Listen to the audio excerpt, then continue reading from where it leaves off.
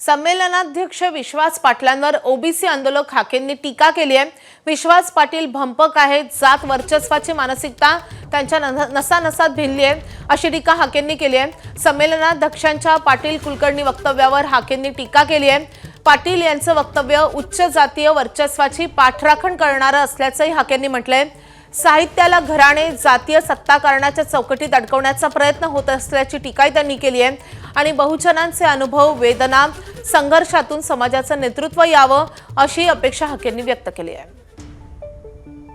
विश्वास पाटलांनी अध्यक्षपदावरून बोलताना 12-13 करोड महाराष्ट्रातल्या जनता आणि जगभर बोलणाऱ्या मराठी भाषेंच्या या साहित्य संमेलनाच्या अध्यक्षपदावरून बोलताना या विश्वास पाटलांनी जबाबदारीने बोलायला हवं होतं। विश्वास पाटलांची मानसिकता ही नेहमी जातीवादाची मानसिकता आहे। आम्ही नेहमी यांच्या भूमिकांना विरोध करत आलोय।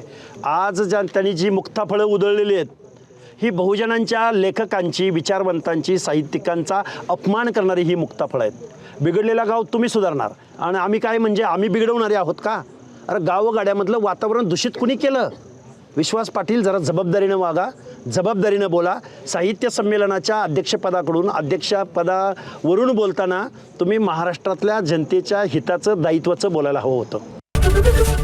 एबीपी माझा, उघडा डोळे बघा नीट।